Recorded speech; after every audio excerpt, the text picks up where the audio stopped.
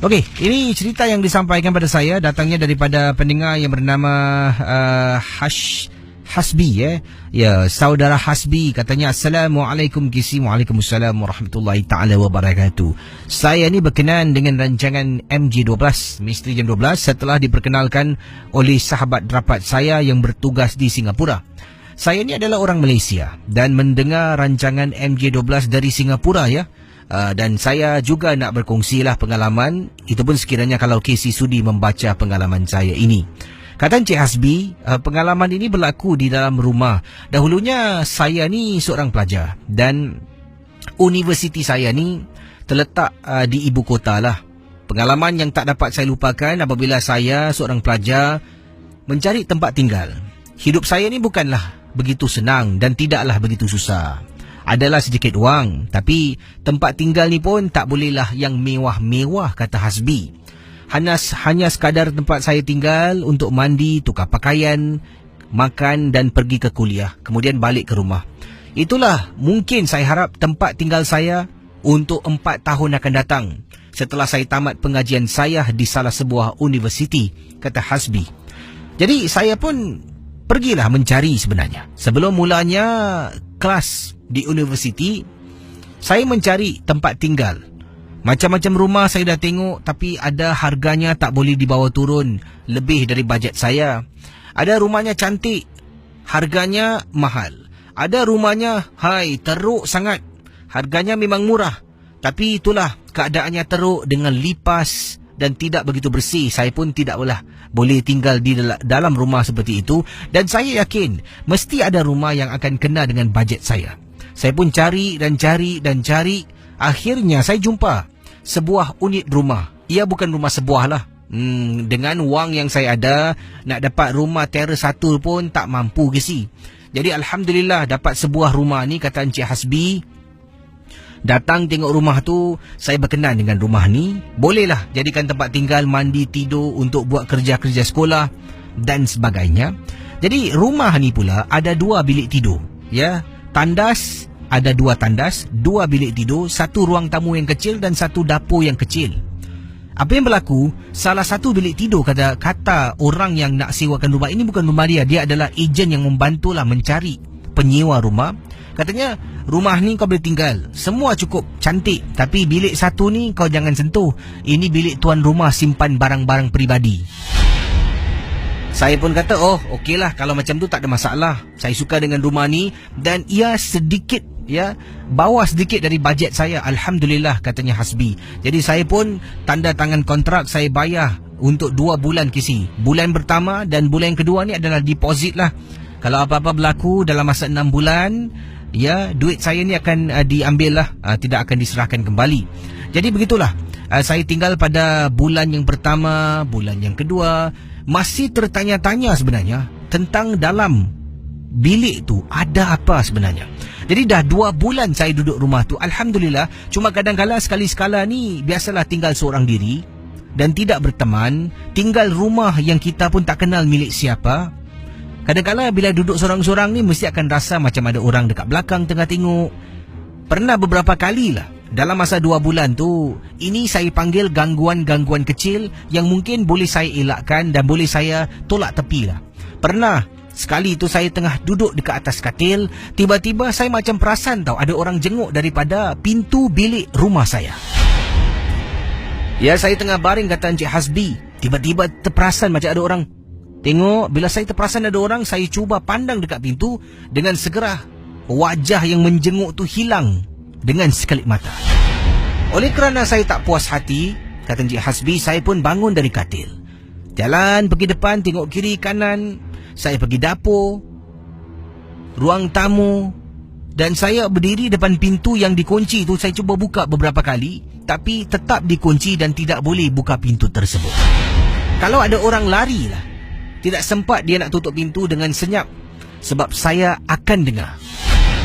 Pendengar Ria 897, anda bayangkan, kata Hasbi itu antara yang terkena gangguan, tapi saya tetap tak fikir yang bukan-bukan. Sampaikan pada satu malam selepas 2 bulan lebih saya duduk dalam rumah tu, saya tak perasan sebenarnya di bawah katil yang saya tinggal rumah ni, bawah katil saya Kisi, Sebab saya tak pernah jenguk bawah katil. Sampaikan pada suatu hari apabila saya ni sedang naik atas katil dengan handphone dan earpiece saya, sambil tu nak dengar lagu lah.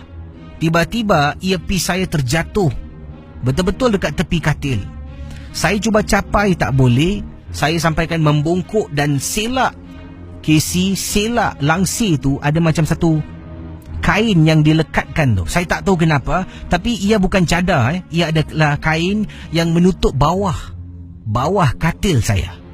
Pendengar Ria 897, alangkah terperanjatnya, terkejutnya saya. Jadi yang tutup bahagian bawah katil adalah kain yang telah pun dilekapkan pada bahagian bawah katil, dan itu bukan cadar kepada katil tersebut. Dengan tidak berfikir panjang, kata Encik Hasbi, saya pun tariklah kain tu. Bila tarik kain, saya raba-raba bahagian bawah, saya terperasan macam ada rambut panjang tau Gisi. Saya tak boleh tarik semua, jadi saya cuba tarik sedikit. Raba tengah cari earpiece saya yang terjatuh ni. Tengah raba-raba, apa ni? Macam rambut orang. Pendengar Ria 897, Hasbi kata dia terasa seperti rambut orang. Ya Allah. Akhirnya saya jumpa earpiece. Saya tarik earpiece. Casey, earpiece tu dah terlilit-lilit dengan gumpalan rambut hitam. Saya tarik sampai keluar, earpiece yang warna putih menjadi putih hitam sebab terlilit dengan rambut yang ada di bawah katil. Ya Allah, banyaknya rambut. Astaghfirullahalazim. Saya tarik rambut, taruh tepi, earpiece taruh atas katil, dan saya rasa curiga. Apa ni bawah katil? Ya Allah. Saya cuba tarik dan cuba jenguk. Walaupun saya tak nampaklah sepenuhnya. Casey nak tahu tak? Saya beranikan diri, saya ulur tangan saya tarik perlahan-lahan. Rasa macam anak patung. Tarik sampai keluar. Betul Casey.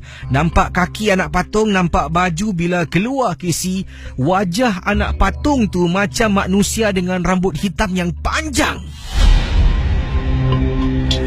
Casey, bila anak patung tu keluar dari bawah katil, boom, pintu bilik saya terhempas dengan sendirinya.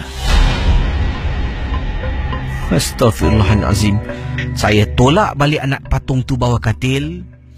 Saya naik atas katil, duduk balik, cuba istighfar dan tenangkan perasaan. Astaghfirullahalazim. Ya Allah, apa tu? Dalam hati saya dah takut. Bila tengah duduk sambil istighfar, katil saya bergegar, bergoyang. Mata saya tetap pejam ni Casey. Katil bergegar bergoyang. Saya dah tak tahu nak buat apa. Saya tarik handphone saya, keluar dari bilik. Saya duduk di ruang tamu. Saya cuba istighfar beberapa kali, dan baru saya terfikir, wajah yang pernah saya nampak beberapa minggu yang lalu yang menjenguk saya daripada pintu bilik sama dengan wajah yang saya terpandang di bawah katil. Saya cuba singkirkan perasaan takut saya sebagai seorang pelajar yang memerlukan tempat tinggal. Saya terpaksa kisi kata Hasbi yang berkongsi pengalaman. Walau saya kena ganggu Kisi, saya duduk rumah tu sampai 6 bulan sebab saya nak dapatkan duit deposit saya balik. Kalau saya tinggalkan sebelum 6 bulan, habislah duit saya hangus. Saya ni bukanlah orang senang sangat. Saya bertahan. Kadang-kadang bila takut, saya ajak beberapa teman untuk tinggal di rumah ni. Tapi pandai pula bila ada orang, tak adalah benda-benda yang menghantui berlaku pada saya dan teman-teman yang lain. Sampaikan saya ajak beberapa teman tinggal dengan saya Kisi. Alhamdulillah bertahan selama 6 bulan. Bertahan selama 6 bulan mungkin kerana doa, dan saya minta perlindungan dari Allah SWT dan malaikat-malaikatnya Kisi. Selepas 6 bulan saya jumpa tuan rumah, saya jumpa ejen rumah. minta balik duit saya, ejen ni macam rasa terpinga-pinga tau. Seolah-olah ni terperanjat macam mana saya boleh bertahan selama 6 bulan tanpa saya langgar kontrak. Terima kasih dan selamat tengah malam.